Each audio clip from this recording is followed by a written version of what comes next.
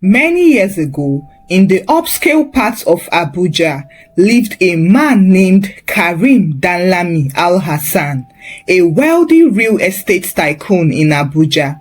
At 44, he had everything: a thriving company, a respected name, 2 beautiful children, and a loyal wife, Nabila. To outsiders, he was the dream father and husband, but only him knew his struggles, which was that he was a busy man who had grown quietly bored with his marriage. Karim had married Nabila 13 years ago when he was still building his name. She had been his balance. Nabila was an elegant and principled woman, deeply rooted in faith, and together they had survived the days of hawking building materials, running errands, and dealing with investors who mocked his vision. But now that the money had come, something else had left. Karim couldn't explain it. Maybe it was routine, or maybe it was pride. But lately, Nabila's devotion felt distant for him. Her world now revolved around their children and their NGO, Sister Rising, where she helped young girls who had survived abuse. She still looked beautiful in her flowing abayas and soft scarves, but she seemed far from his world of boardrooms, business lunches, and late-night negotiations. So, when he met Amira at a real estate gala, he wasn't looking for temptation, but temptation found him. She stood at the far end of the room, speaking softly with a client from Sudan. She wasn't loud or flashy. She wore a deep green gown that complemented her flowing brown skin. Her voice was gentle, and her eyes didn't flit. They studied, observed, and listened. Something about her presence calmed him, and he couldn't resist walking over. Assalamu alaikum, he greeted with his signature charm. Walaikum assalam, she smiled. You must be Mr. Karim Al-Hassan. The papers talk about you like you walk on water. He smiled. You know what they say. The more your name trends, the more you need paracetamol. They talked about land regulations, Abuja's fake housing boom, and whether legacy mattered more than money. She didn't gush over his status. She didn't beg for selfies, and she even challenged one of his views respectfully. You speak like someone who has seen loss, he said. Maybe I have, she replied simply. She didn't give him her number, but he asked for her card, and he gave it to her. Amira Ibru, independent property consultant. That night, Karim returned home late and couldn't sleep. For the first time in months, his mind was occupied, not by stress or spreadsheets, but by a woman who said little, yet left too much unsaid. The following week, they ran into each other accidentally at events. Amira always seemed to be where he was. She offered insights on new plots in Gariki. She corrected him on zoning rules in Kubwa. She never asked for money or favors, but she gave him time, attention, and something else he didn't know he missed: admiration. And Karim, being human and proud, fell for it. One evening, he met her for dinner at a discreet restaurant in Aminu Crescent. They spoke for hours. He complained about Nabila's distance, how marriage had become a boring routine, and how he felt unseen in his own house. Amira listened quietly. Then, without pressure, she touched his hand gently and said, "Some people give everything and still feel invisible." He didn't sleep at home that night. Meanwhile, Nabila had started to notice that Karim's mind was far away. His voice changed whenever his phone rang, and he was now impatient when she asked him simple questions like, "What time will you be home?" or "Will you be free for the kids' Quran recitation on Saturday?" But she didn't confront him yet. She just watched and prayed. Ya Allah, if there is another woman, please reveal her. And if it is not a woman but a weapon, let me see it before it strikes. One night, Nabila walked into their bedroom and found him in the corner, dressing in a fine white kaftan and spraying perfume heavily. But what shocked her wasn't the outfit or the perfume. It was the look in his eyes when he thought she wasn't watching. He smiled a kind of secret smile she hadn't seen in years. "Are you going out today?" she asked. "Yes, just a quick meeting with some real estate investors from Kaduna," he said while avoiding her eyes. "Will it be long?" "I don't know, don't wait up."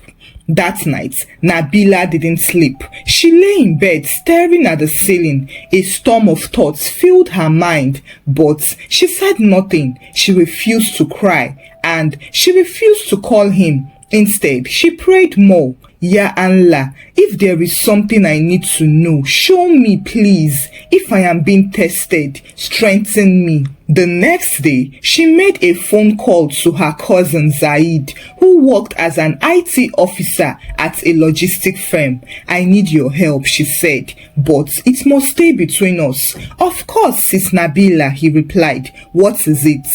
"I think Karim is hiding something, or maybe someone. I don't want to snoop or disgrace him. I just want to know what it is." Zaid promised to run a few quiet checks, nothing illegal, just digital footprints, phone logs, and recent bank account activity.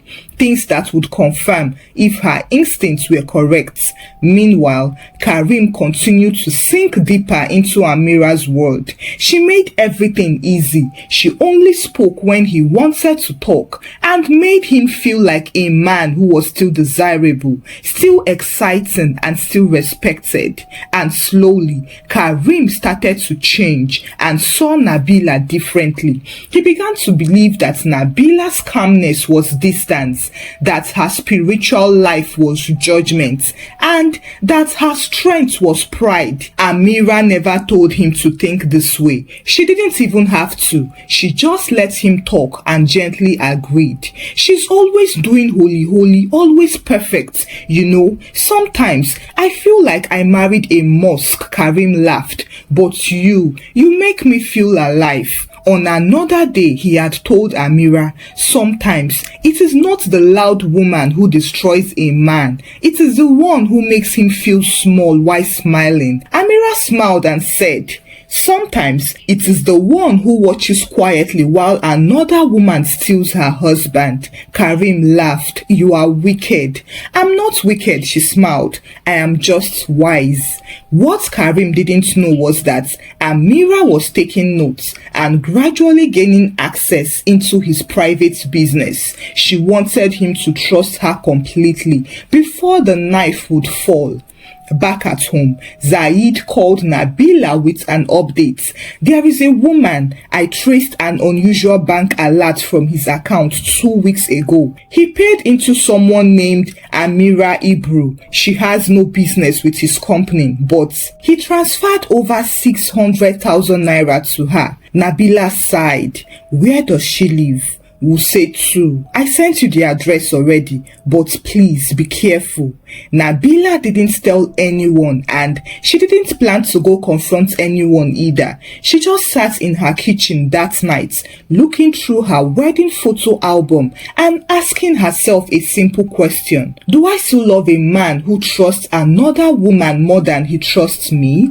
The following week, Nabila decided to go to Kado Estate to visit one of her old friend, Auntie Rashma, just so as to clear her head. As they sat in the small sitting room, catching up on old times, Nabila's eyes wandered to a shelf filled with old photo frames of school graduations, weddings, and childhood birthdays. But one of them caught her attention, a teenage girl in a simple hijab, smiling shyly with the kind of eyes that looked almost familiar. "That girl looks like someone I used to know," Nabila said, standing to look closer. Auntie Rashma looked up. "Ah, that's my cousin daughter, Aliyah Issa. You knew her?" Nabila froze. "Aliyah Issa? From Kano?" "Yes, she came to live with us for a while before she started working as a maid in some big man's house in Meitema." Nabila sat down slowly. Al Hassan house. She worked for us. You are joking, Auntie Rama said.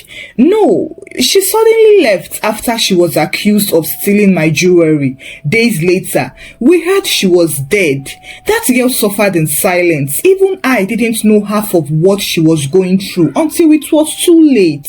Auntie Rama leaned forward. What do you mean? She used to cry at night. I even asked her one day, and she said someone was threatening her, a man named Festus. I thought it was just boyfriend drama. Festus, Auntie Rama repeated. Nabila nodded. I think I have seen him just once. Did you report it to anyone? Auntie Rama asked. Report what? We didn't even know it would end like that. That night, Nabila couldn't sleep. She kept pacing her bedroom, thinking of Aliyah, the quiet girl, who had worked for them for just 4 months before vanishing. She had never caused trouble. She had done her chores and had been very respectful. Then, Karim returned home one day furious, saying that his cousin caught the girl sneaking around their bedroom with one of Nabila's gold necklaces. Security searched her things and found the jewelry with her. She cried and begged, but no one listened. They dismissed her that night. Nabila had been heavily pregnant at the time, and she was too overwhelmed to ask questions. She had just wanted peace. Now, the guilt burned. What if she was innocent? The next morning, Nabila visited the old housekeeper, Mama Hadiza, who had retired and now lived in Nyanya. Mama Hadiza welcomed her warmly. Madam Nabila, you still remember me? I never forget good people, Mama. But I need to ask you something serious. Anything, Mama Hadiza nodded. Do you remember Aliyah, the girl that worked with us 3 years ago? Mama Hadiza's smile faded. Ah, that poor girl. Yes, Mama, did she really steal my necklace? Mama Hadiza looked away. I don't know what to believe. I did not see her take it. I only heard the shouting, but I remember something strange. What is it, Mama? That same week, she was always nervous. She would jump whenever her phone rang. I even once saw her shaking nervously in the backyard. Do you remember her meeting any man? Mama Hadiza nodded slowly. Yes, one of the guards said he saw her arguing with a man near the gate, but she threatened him not to say anything. Nabila's body stiffened. I need the name of that guard. He left years ago, but I can still ask around for you. Later that evening, Zaid called back. I traced Amira Issa's BVN. Do you want to know something shocking? Tell me, Nabila said. Her full name is Amira Issa. She changed her surname 2 years ago and created a new identity. She was Aliyah's sister. Nabila dropped the phone. Everything fell into place at once. The strange confidence and the sudden control over Karim. She didn't just come for my husband, Nabila muttered. She came for blood. That night, Nabila sat alone in her prayer room, but she couldn't concentrate on her prayers. Her mind was spinning. There were too many thoughts and too many questions. Amira, the side chick, was Aliyah's sister. Aliyah, the quiet maid, had died mysteriously years ago from poison, few days after she was accused of theft. And the man whose name kept appearing, Festus, was more than just a boyfriend. He was a shadow in every corner of the story. Nabila had 2 options now, either to keep pretending or act fast before Amira destroys everything. So she chose action. With Zaid's help, Nabila tracked down the last known address of Festus, a used car lot in Mararaba. The office was dusty and disorganized. Festus wasn't there, but one of the workers remembered him clearly. Oga Festus, he comes here sometimes, but he know they dey one place for too long. Nabila returned home frustrated. She wasn't used to this kind of digging. She was just a gentlewoman and not a detective, but something inside her pushed her forward. A voice kept on saying, you can't protect your home if you fold your arms. So she made her way to the police station. She asked to see records from the year Aliyah died. The officer on duty raised an eyebrow. Madam, this matter don't die since. That is exactly the problem, she replied. It died too easily.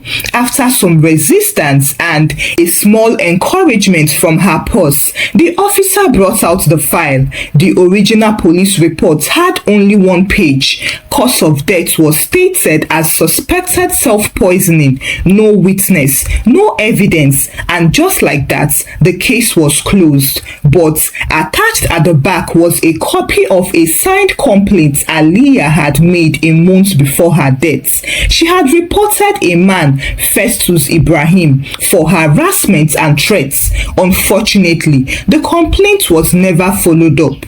That evening, Zaid ran a digital background check on Festus. This guy is slippery, he told Nabila. But look at this. Zaid pulled up a screenshot of a text message Festus sent to a friend the night before Aliyah's death. She dey shake now. I go give her that bitter tea, make she calm down. That is it, Nabila whispered. He poisoned her. Wait, sis, we don't have full proof yet, but this is more than enough to open the case again. Nabila stared at the screen and felt a storm rise in her chest. All this while, Amira had been planning revenge for the wrong person. Her family wasn't even her enemy, Festus was. Meanwhile, in another part of Abuja, Amira was preparing to strike. She had Karim's full trust now. He had signed 2 business documents she drafted, one of which quietly handed her 30% ownership in a new property deal under her fake company, and she had also scheduled an anonymous email drop to several news blogs containing a voice recording of Karim mocking Nabila, his wife, a screenshot of tax irregularities from one of his real estate filings,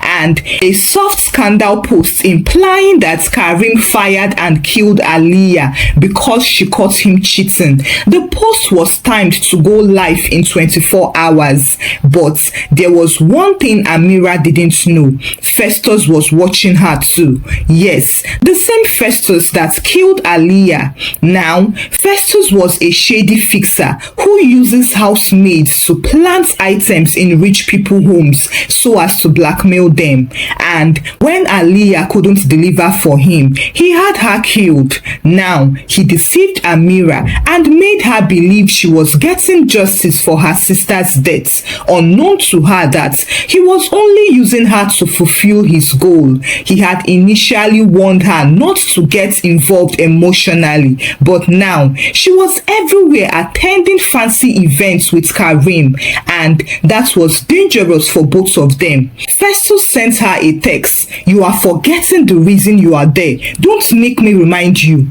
But Amira ignored it. That night, Karim returned home late as usual. He was not even aware of all his wife had been doing in the background. She sat across from him at the dining table as he ate silently. Then she asked, Karim, do you remember Aliyah? He looked up slowly. Who? The girl who worked for us years ago, the one accused of stealing my necklace. He blinked. Yes, the maid. Well, she didn't steal anything. Karim frowned. What are you saying? I am saying that she was set up and she was murdered, not by us, but by someone she knew. His name is Festus. Karim's mouth opened, but no words came out. And the woman you are sleeping with, Nabila added, that is her elder sister. Amira Ibru is Aliyah Issa's sister. Karim dropped his spoon. You are lying. I wish I was. Why didn't you tell me sooner? Because I had to be sure, and now I am. Amira isn't in love with you. She's with you for revenge. She stood and slid a file across the table. Inside it were a screenshot of Amira fake ID, a signed confession from a neighbor who saw Festus force Aliyah into his bike the night she died, police reports, digital records, everything. Karim, you've handed your heart, your secrets, and your legacy to someone who came to destroy you. Karim started to cry. What have I done? That is not the real question now, Nabila said. The real question is, how much time do we have left to stop her?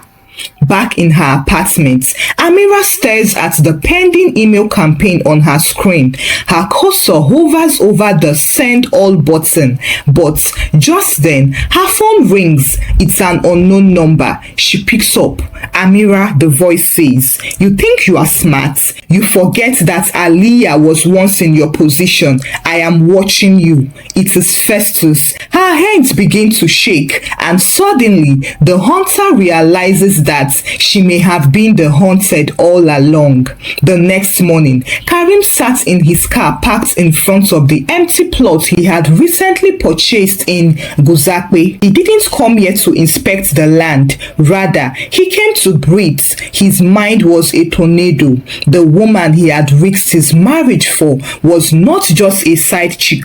She was the elder sister of the maid who died in his house, and she was secretly dating him for revenge. Karim's fingers trembled slightly as he scrolled through his phone, staring at the transfer records and legal documents Amira had convinced him to sign. She had gained access to almost everything: his trust, his company, and his silence. How did I not see it? How could I have been so blind? But the deeper pain wasn't just the betrayal. It was the fact that Nabila had saved him without noise and without disgrace. She had carried his shame like a secret just to protect him from ruin. He picked up the phone and called her. "Where are you?" he asked. "I am heading to the police station. Festus is still a threat, and we don't know what Amira might be up to now, so we have to act fast." "What should I do?" Karim asked. "Just stay alive," she said, and hung up. Nabila arrived at the police station and submitted everything: the old complaints Aliyah filed before her death, Festus' threatening text messages, and the neighbor's testimony. The DPO, an older woman named ASP Halima, flipped through the documents and frowned. "So, this young lady Amira, she thought your husband was responsible?" "Yes, and she came back for revenge. And this Festus, he killed Aliyah, and now he's using her sister too." ASP Halima leaned back and tapped her pen.